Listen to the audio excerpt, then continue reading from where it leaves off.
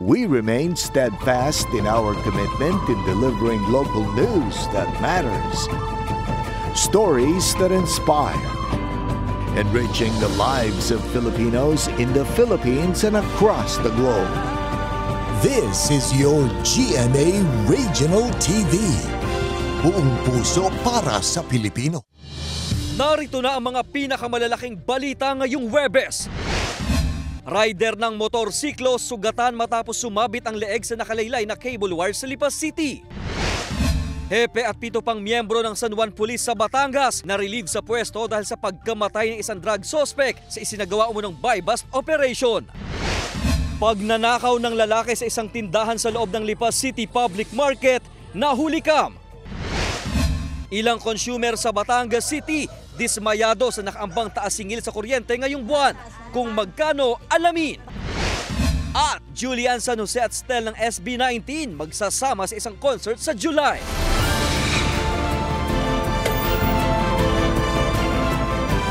Ito ang GMA Regional TV, Balitang Southern Tagalog.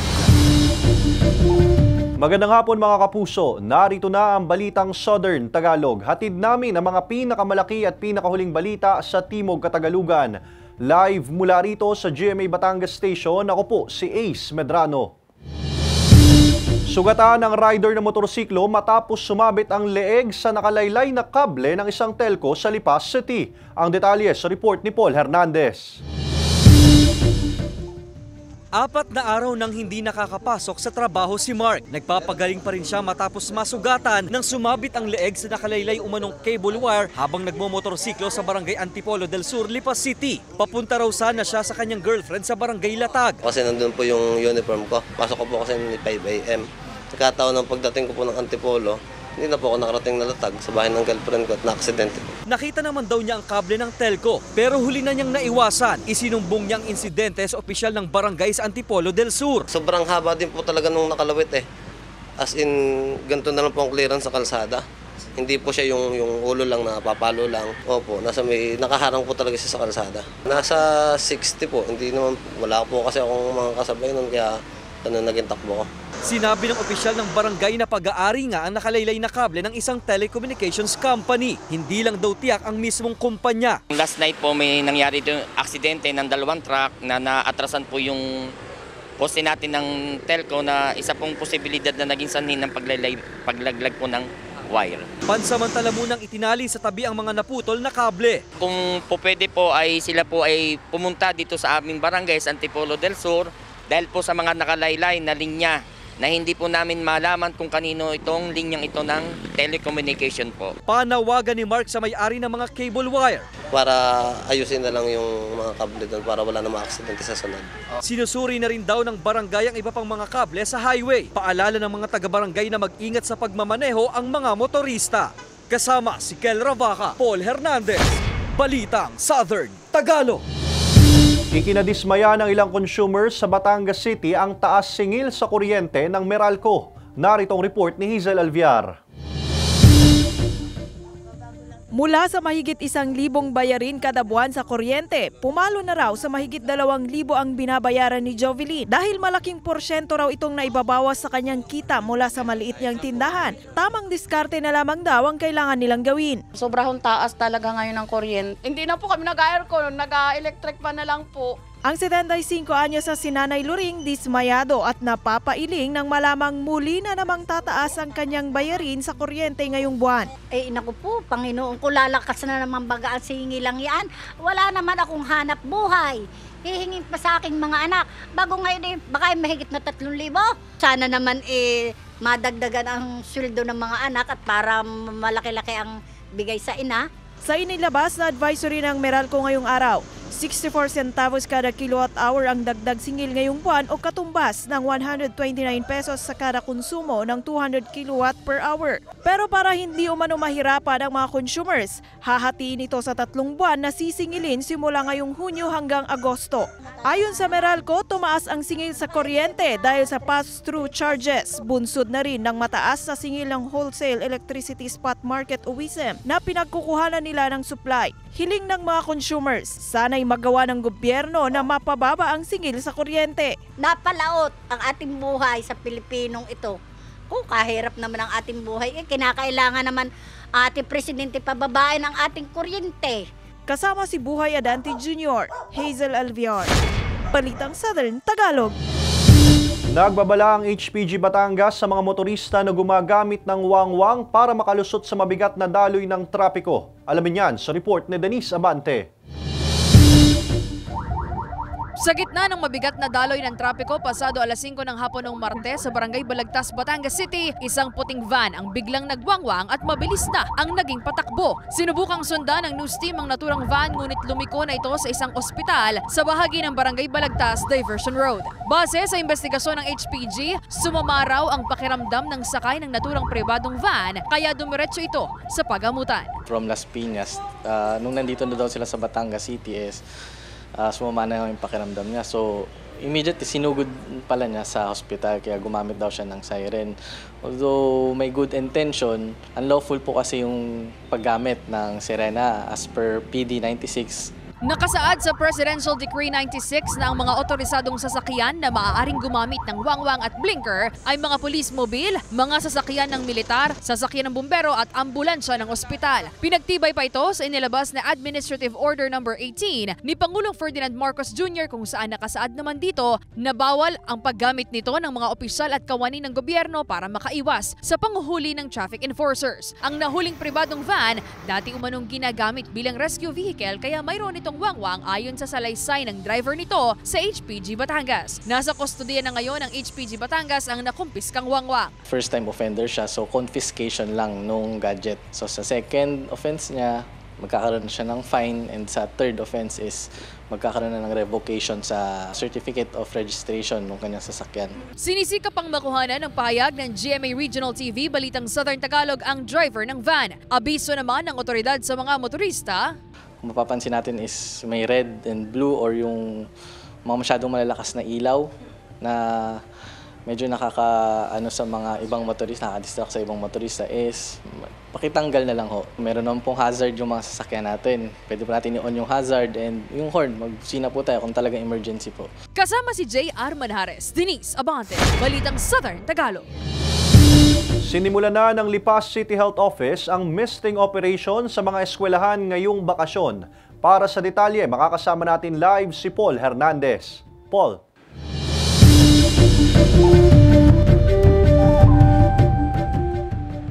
Ace 17 eskwelahan sa lungsod ng Lipa yung pinagsasagawaan ng misting operation ng Lipa City Health Office. Target na matapos ang aktibidad bago pa man matapos ang buwan ng Hunyo.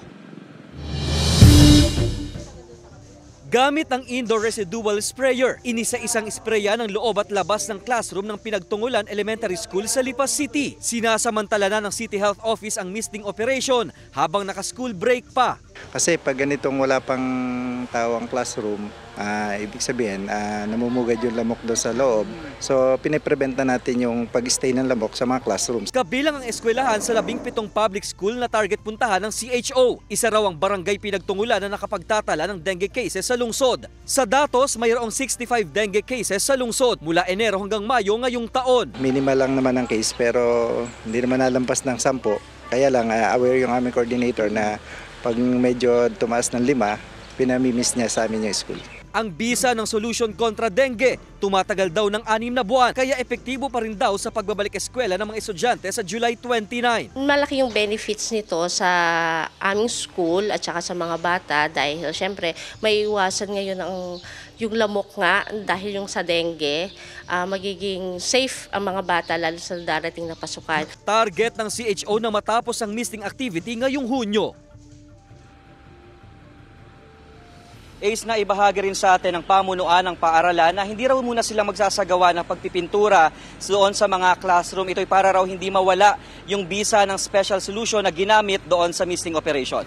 Ace. Maraming salamat, Paul Hernandez. Maaari pang mag-apply sa Calamity Loan Assistance Program o CLAP ng SSS ang mga miyembro nitong naapektuhan ng nangyaring magnitude 7.4 na lindol sa Taiwan noong April 3, 2024. Pwedeng mag-apply ang mga miyembro nitong naninirahan o nakatira at nagtatrabaho sa Taiwan noong nangyari ang lindol.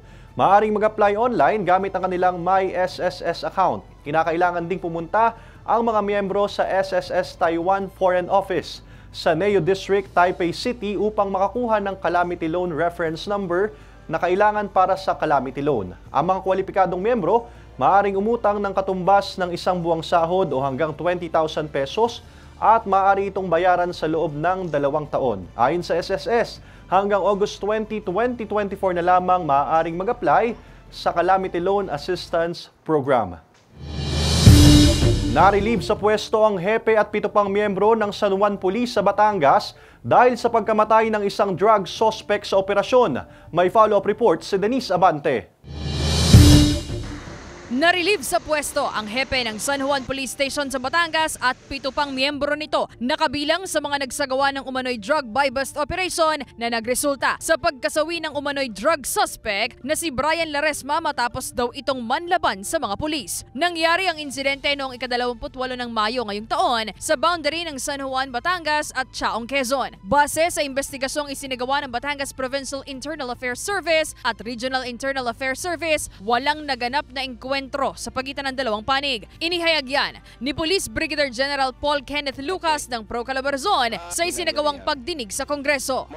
Based po sa investigation, wala pong armed encounter, kaya nga po nakapag-file tayo ng murder case laban dun sa limang police, Your Honor, and nagkaroon po tayo ng pre-charge investigation being conducted by PIAS, Your Honor. Ayon sa Batangas PPO, nagkaroon ng mga irregularidad sa pagsasagawa ng buy-bust operation kaya nirelieve sa pwesto ang mga opisyal. We have already filed admin case against them for breach of procedures. No? There were procedures prescribed by the PNP anti-drug operation protocol na hindi nila nasunod. No?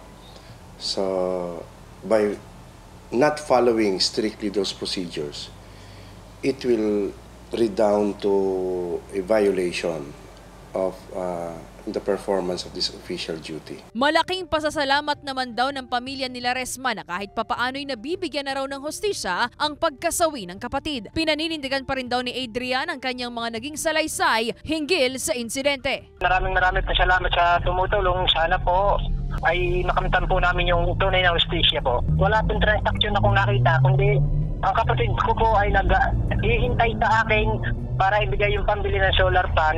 At ang nakita ko po yung sakay sa kutsing ring, biglang baba, binaril po yung kapatid ko. Kasalukuyang nasa kustodiya na ng Batangas Police Provincial Office ang hepe at ang 7 pang nasibak sa pwesto habang magkakaroon ng ikalawa pang pagdinig sa Kongreso hinggil sa kaso. Sinusubukan pa ng GMA Regional TV Balitang Southern Tagalog na makuhanan sila ng pahayag. Go to the basics. We will exact the high standard of accountability to all officers at all levels of command. Sakaling may hinaing daw o reklamo sa kapulisan, maaaring tumawag sa hotline number ng Batangas PPO na 0917-184-1829. Kasama si J.R. Manjares, Denise Abante, Balitang Southern Tagalog.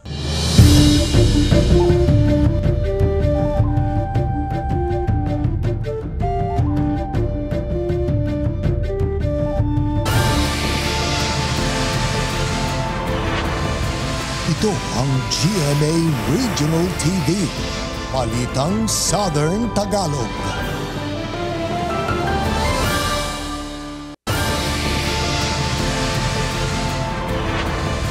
Ito ang GMA Regional TV, Balitang Southern Tagalog.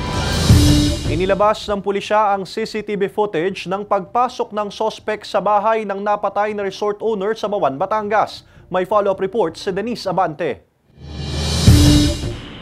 Sa kuha ng CCTV, makikita ang isang lalaki na nakatalukbong ng isang kumot na animoy nagmamanman sa lugar. Maya-maya pa, pumunta ito sa gate, binuksan at pumasok na sa loob ng resort. Siya ang dating katiwala at suspect sa pagpasalang sa senior citizen na resort owner sa Bawan, Batangas. Sa isa pang kuha ng CCTV sa loob ng bahay, makikitang bumaba sa hagdan ang suspect na nakatalukbong ng tela na kinuha sa isang kwarto. Bumaba ang suspect sa hagdan at sinilip ang natutulog na biktima. Muling umakyat patungo sa kwarto at dito na nawala ng kuryente. Pinatay na pala ng suspect ang circuit breaker. Dito na umano nangyari ang krimen. Tingin ng anak ng biktima, hindi pagpatay ang pangunahing motibo ng suspect sa krimen. Yung pong kanyang pagnanakaw. Alam po niya lahat ang kilos dito sa aming pamamahay na ito. Meron pong nawala. Kita po yun ng Marana Resort at saka po yung tindahan dito.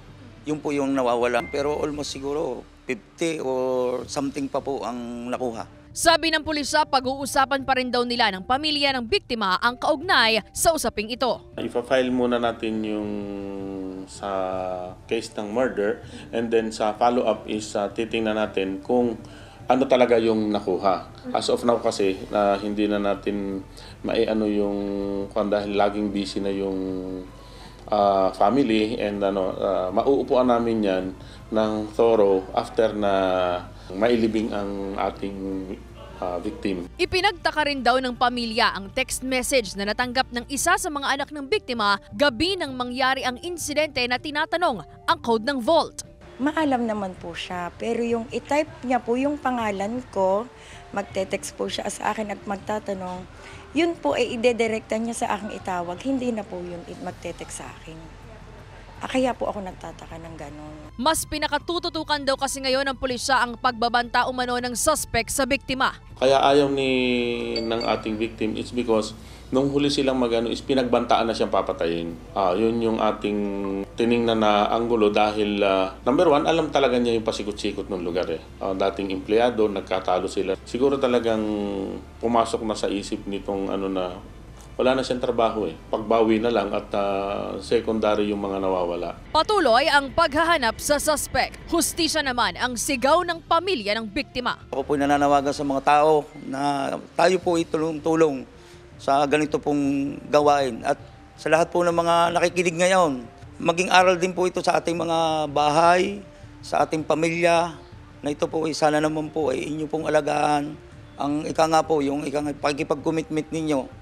At maging alerto sa mga tao lagi nating makakausap.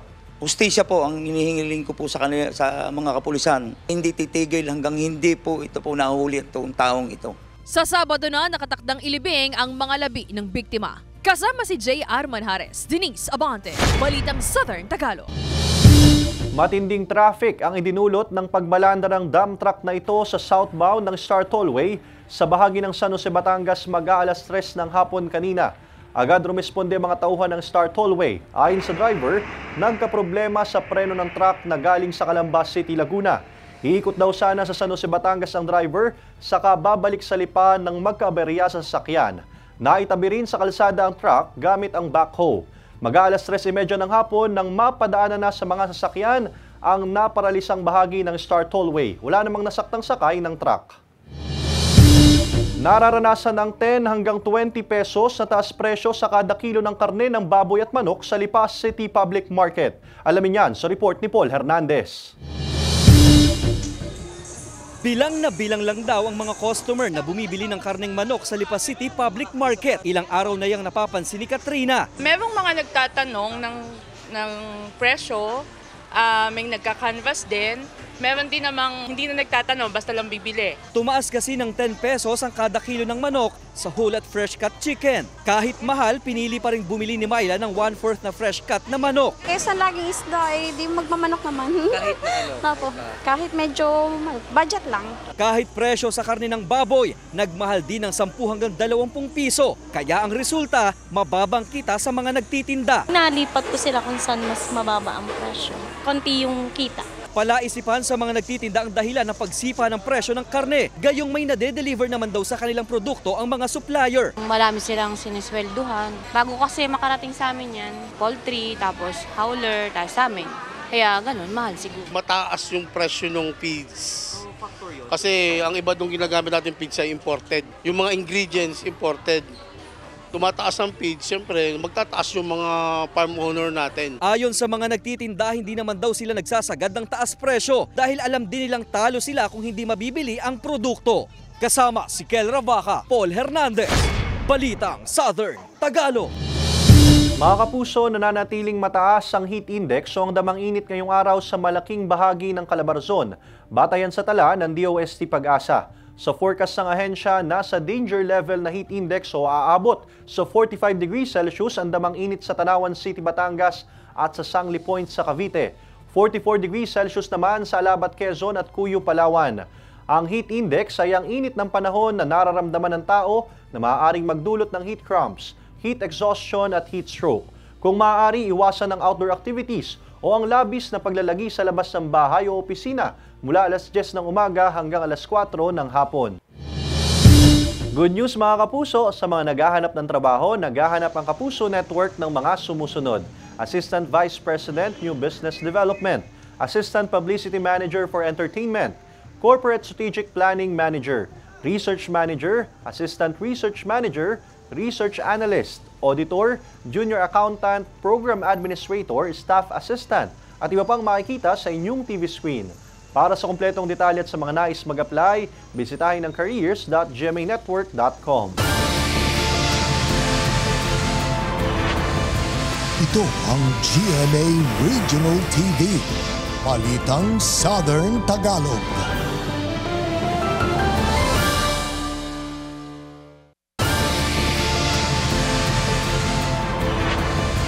Ito ang GMA Regional TV, Balitang Southern Tagalog.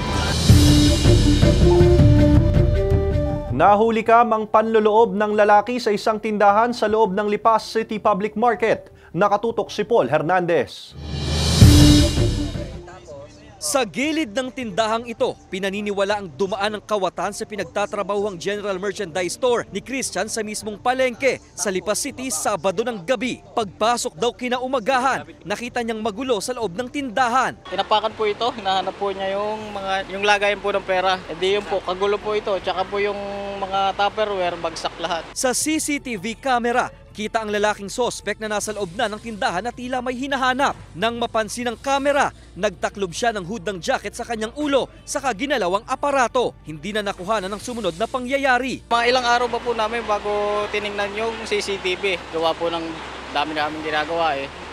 Tsaka po, yun, doon na nakita yung magnanakaw nga. Tinangay ang mga barya na kita ng shop na aabot ang halaga sa humigit kumulang 20,000 piso. May ilan pa raw panindang nawawala. Tingin ni Christian may kasamahan ng lalaki. Hindi na raw nila napareport sa pulisya ang insidente. Ayon sa pamunuan ng palengke, posibleng nagmamanman ng kawatan. May rumuronda naman daw sa palengke. Humanap daw ang lalaki ng tiyempo at saka dumaan sa bubong ng katabing tindahan. Kaya inihikayat ko po yung mga may-ari ng establishment na ipursu po natin yung kaso nang hindi to paulit-ulit ang nangyayari dito sa pagnanakaw dito sa mga pwesto po dito sa public market. Abiso pa ng market inspector, huwag na mag-iwan ng pera sa loob ng tindahan at siguraduhing sarado ang establishmento. Kasama si Kel Ravaca, Paul Hernandez, Balitang Southern Tagalog. Sa Globalita, hindi bababa sa 49 na manggagawa ang nasawi matapos masunog ang isang gusali sa Kuwait nitong Miyerkules. Isinisisi naman ng Kuwait Deputy Prime Minister ang insidente sa mga umano'y paglabag ng mga real estate owner kaugnay sa kaligtasan ng gusali. Samantala, ayon sa Department of Migrant Workers, nasa 11 OFWs ang naapektuhan ng sunog. 3 sa mga ito ang naospital dahil sa insidente. 2 rito ang nasa ICU. Nagtamo naman ng minor injury ang isa pa. Nakikipag-ugnayan na rin daw ang DMW sa pamilya ng mga apektadong OFW. Nagpapatuloy pa ang investigasyon sa insidente.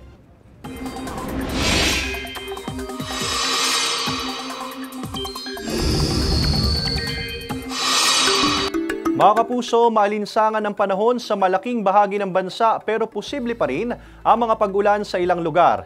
Easterlies pa rin ang patuloy na umiihip at umiiral bilang dominant weather system. May kumpul ng mga ulap sa bahagi ng Mindanao na maaaring magdulot din ng pag-ulan.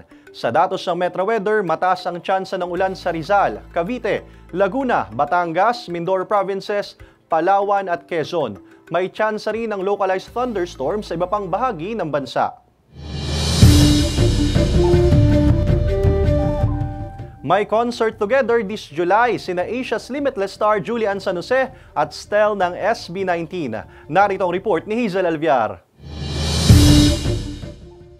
Julie and Stel collaboration is real dahil si Asia's Limitless star Julie Ann San Jose and SB19 member Stel magsasama na in one concert stage. Ito na ang kanilang sagot sa request and clamor ng fans. After nga nung The Voice Generations, parang sabi nila sana magkaroon ng yun nga, concert, ganito, ganyan. And finally, now it's happening. And we're so very, very excited. Sobrang exciting for me kasi ako, to be honest, sanay lang ako mga concerts with SB19 talaga. Pero yung ganitong kalaking klaseng engagement with other artists na napakakilalang kilala rin and sobrang sikat. From nag-world tour ha? Ang Julie and Stel, ang ating tinig concert is finally happening on July 27 and 28 sa New Frontier Theater. Na-collab din ng GMA Synergy, GMA Entertainment Group at Wanzay Entertainment and directed by Paolo Valenciano. That's why ang ating tinig kasi ipapakita namin ni Stel yung iba't ibang klaseng range na makikita niyo dito sa concert. So first, yung range ng mga boses namin, yung range namin together, and yung range ng OPM. Very hands-on sila Julie and Stel sa paghahanda sa concert, lalo na sa kanilang mga repertoire. Gusto namin yung mapapakita talaga namin is something na alam naming strength namin. But wala naman ding masama mag-try kami ng something new. Sa pictorial naman, kitang enjoy na with each other's company ang The Voice Kids Philippines coaches na captured ng celebrity photographer na si Shaira Luna. Kaya bukod sa bosesan, tiyak na malalang kulitan din daw ang masasaksihan ng fans sa kanilang concert. Kasi makulit din to si Julie. Ang kulit-kulit nga nito eh. Nagiging makulit lang talaga ako pagka nandun si Stel. So ako pala yung bad influence dito. Ayun. Kasi excited kami sa ganyan, yung mga batuhan sa stage. Yung mga banter kasi. And I also think na talagang mag-enjoy yung mga tao kasi ito yung side namin siguro na hindi pa nakikita ng ibang tao. Maaari nang bumili ng ticket sa concert simula June 15, 12 p.m. sa Ticketnet outlets nationwide or online sa ticketnet.com.ph. Hazel Alvior, Balitang Southern Tagalog. Samantala, mapapanood niyo po ang episode na ito at iba pang pinakahuling lokal na balita sa official website ng GMA Regional TV, www.gmaregionaltv.com. Pwede rin kayo bumisita sa aming official YouTube channel, GMA Regional TV, at i-click ang subscribe button para sa pinakamainit na balita mula sa rehiyon. Dahil sa GMA Regional TV, local news matters. At yan ang mga pinakamalaki at pinakahuling balita sa Timog Katagalugan. Maraming salamat sa pagsama sa amin, pati na mga kapuso sa ibang bansa na tumutok sa mga balita sa rehiyon. Kami, ang GMA Regional TV Balitang Southern Tagalog. Buong puwersa para sa mas malaking misyon at mas malawak na paglilingkod sa bayan.